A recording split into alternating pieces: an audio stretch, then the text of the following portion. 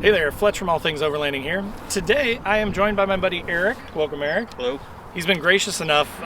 If you followed this channel for any period of time, you know I ordered a Maverick in December. I'm still waiting on it. I don't even have a production date. I'm really sad about that. But Erik ordered his last June in 2021 and just got it in January. So his is a hybrid Lariat trim. I'm going to talk a tiny bit about kind of my ideas for how I'm going to use this as kind of a soft duty or soft roader overlanding vehicle. And we'll talk a little bit about how Erik uses his truck too, because he's a woodworker. He's got a number of things that he does as well, and why this is such a great option for so many people. So stay tuned to learn more about that.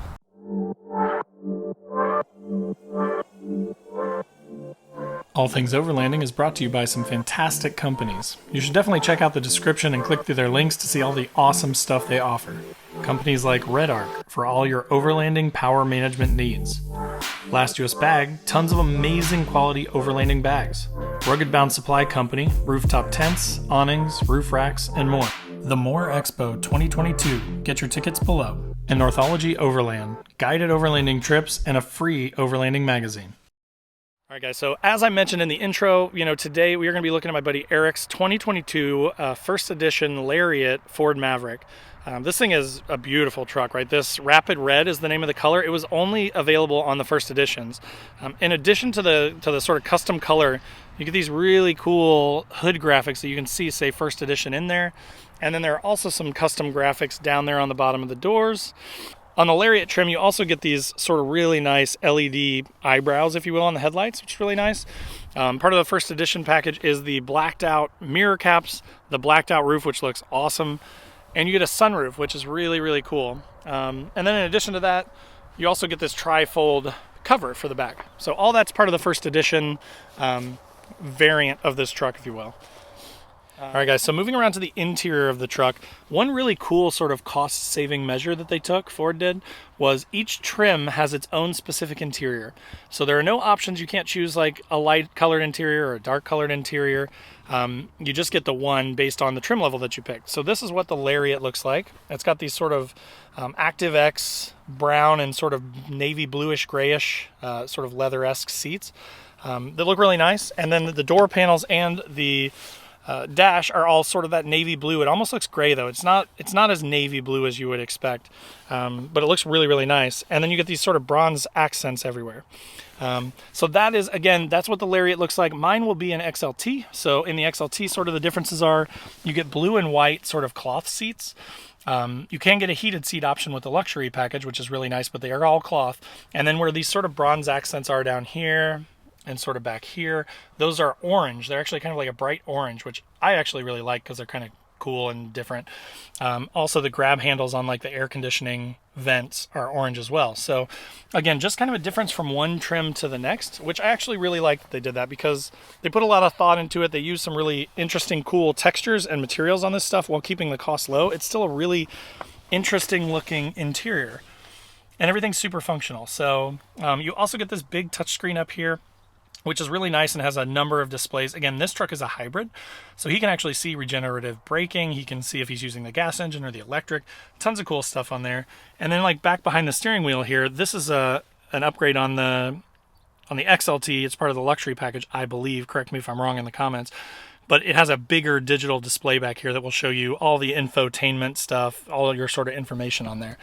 Moving around to the back seat here, you can see that this thing is actually really huge inside. So I'm 6'2" and I've sat in this thing, and I don't even come close to hitting the roof back here because there's that sort of little bump out that I imagine comes from the Bronco Sport, kind of a carryover from the back seat there. If you look at those, they have kind of a hitch in the top of the roof. Now up front, again, I'm 6'2", and sitting in the seat, I didn't even adjust the seat. My head was right up near the ceiling, but still totally comfortable, not touching the ceiling. Tons of leg room back here for such a small truck. Underneath of these things, there is a ton of storage. Now and again, this one is a hybrid, so you can see he's got a battery over there. So the hybrid battery sits right over there. If you don't have a hybrid version, he told me that you can actually fit like a full-size basketball down here. That's how deep these wells are. But so you have tons of storage under the seat. So again, for my kind of application, going camping and things like that, I can throw a ton of gear in here that I just keep hidden under the seat. So I could have, my hammock in here. I could have fire starting stuff. I could have a battery charger for like my small electronics and things like that. So just tons of cool storage back there. In the back here too, If you do the Lux package, I believe in the XLT, you get these options too. And then I think in the Lariat, they might be standard, but you do get 120 volt, 400 watt max AC plug back here. So, if your kids need to power up their iPads or something like that, you've got that. Then you've got a USB-C and a USB-A charging port. And then, again, Ford was really smart with this, but they created this system called the FITS system. But you can custom 3D print stuff to go in here. There are cup holders, there's trash cans, there's phone holders, there's cord holders, there's all kinds of cool stuff. And because it's so flexible, there are people making new stuff for it every day. So I'm sure there'll be a ton of cool things coming for this in the future from like third-party Etsy, 3D printing creators, which is really neat.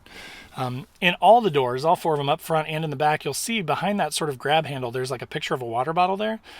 All these are made, this truck is made for being active, right? Getting out, exploring, camping, hiking, whatever. So it all has room designed into the doors for like tall water bottles, which I know when I take my kids with me, I have them take water bottles. And it's always a pain trying to find a spot for them. They're falling over, they're spilling, but because of the design of this truck, already ready to go. All right, so moving around to the back of the truck, this is one of the coolest things about the Maverick versus a lot of other options, right? Like again, this one is a hybrid model. So, I was talking to Erik about this a little bit. You could either have a truck that comfortably seats 5 people and gets 40 plus miles to the gallon with a 4.5 foot bed on it that you could use to get lumber or throw kids' sporting goods in the back or, anything like that and still get great gas mileage. Or you could have like a Honda Accord hybrid or a Honda Civic hybrid. And actually, in a lot of cases, used, those things cost as much as these trucks brand new.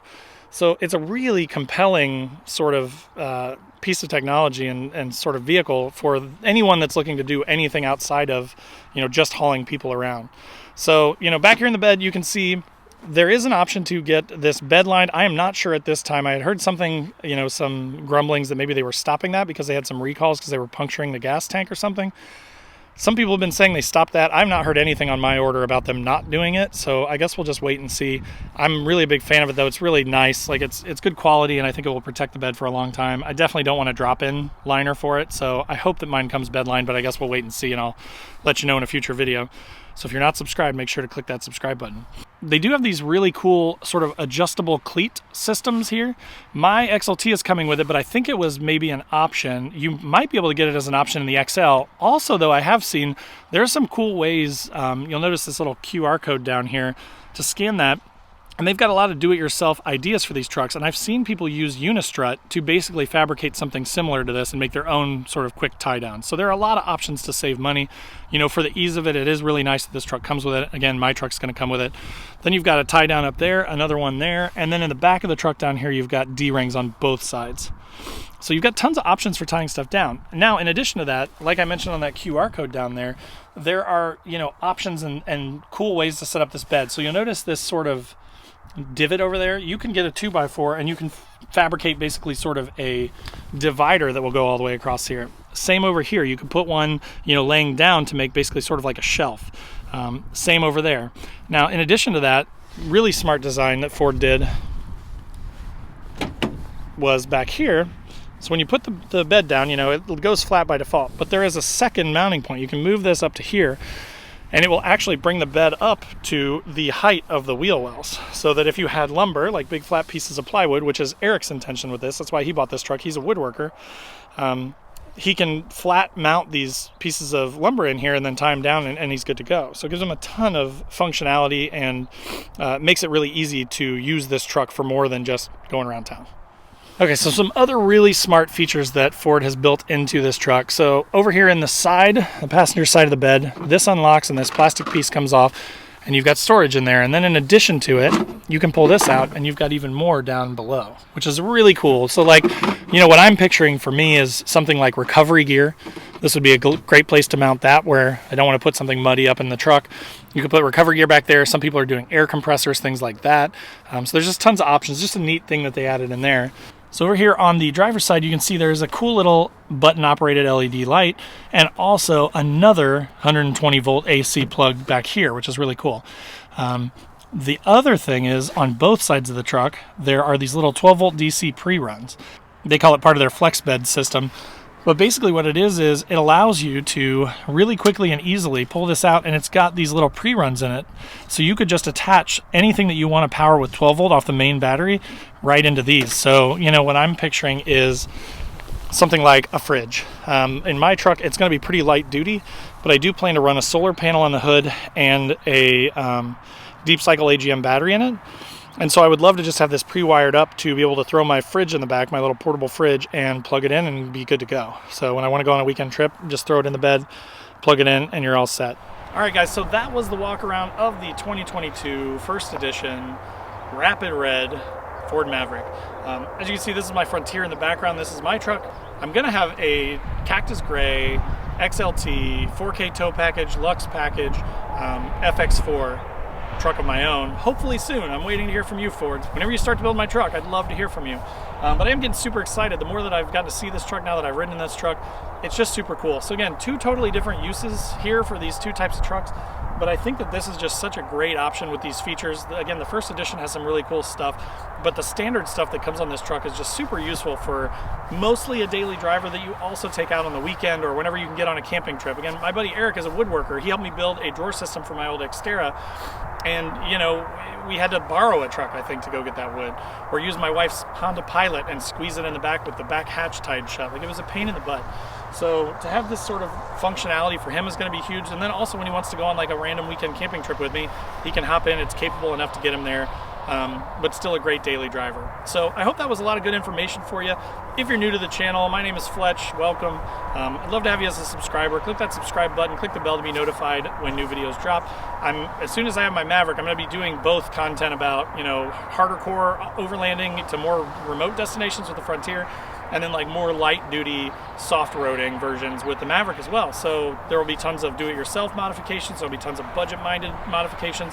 Like I mentioned, I'm planning to do a hood-mounted solar panel. I'm working with a company to develop one of those that's going to be custom fit for the hood of the truck, so it's actually going to be really cool.